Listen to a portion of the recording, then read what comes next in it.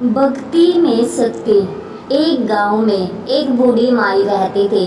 माई के आगे पीछे कोई नहीं था, इसलिए बूढ़ी माई बेचारी अकेली रहती थी। एक दिन उस गांव में एक साधु आया।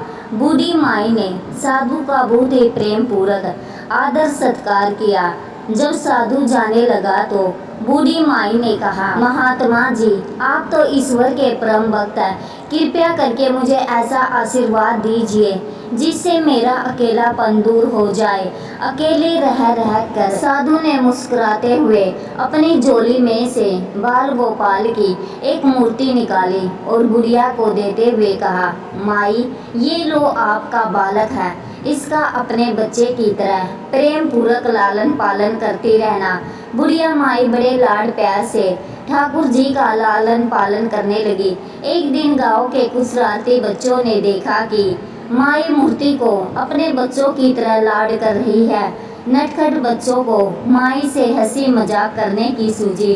उन्होंने माई से कहा, अरे मैया सुन, आज गांव में जंगल से एक भेड़िया घुस आया है जो छोटे बच्चों को उठा कर ले जाता है और मार कर खा जाता है। तू अपने लाल का ख्याल रखना, कहीं भेड़िया इसे उठाकर ना ले जाए।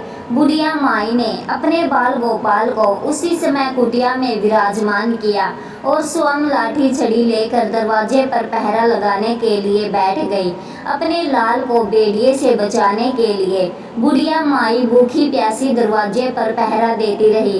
पहरा देते देते एक दिन बीता, फिर दूसरा, तीसरा, चौथा और पांचवा दिन बीत गया। बुढ़िया माई 5 दिन और 5 रात लगातार बगैर पलके झपकाए भेड़िए से अपने बाल गोपाल की रक्षा के लिए पहरा देती रही। उस भोली भाली मैया का यह भाव देखकर ठाकुर जी का हृदय प्रेम से भर गया। अब ठाकुर जी को मैया के प्रेम का प्रत्यक्ष रूप से आस्वादन करने की इच्छा हुई। भगवान बहुत ही सुंदर रूप धारण कर वस्त्राभूषणों से सुसज्जित होकर माई के पास आए।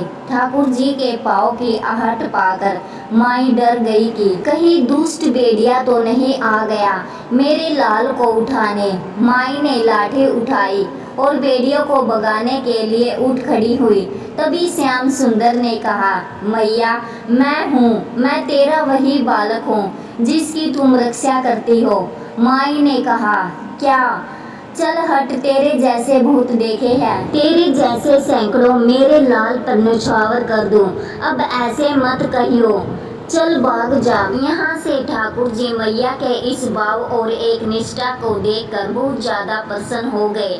ठाकुर जी मैया से बोले, अरे मेरी बोली मैया, मैं त्रिलोकीनाथ भगवान हूँ, मुझसे जो चाहे वर मांग ले, मैं तेरी भक्ति से प्रसन्न हूँ। बुढ़िया माई ने कहा, अच्छा आप भगवान हो, मैं आपको 100 प्रणाम करती हूँ।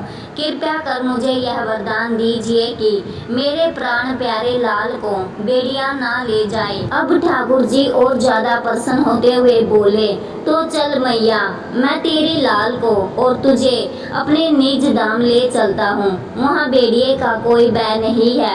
इस तरह प्रभु बुढ़िया माई को अपने निज धाम ले गए। भोलापन ही सच्ची भक्ति है जिसे ईश्वर रिझ जाते हैं। धन्यवाद।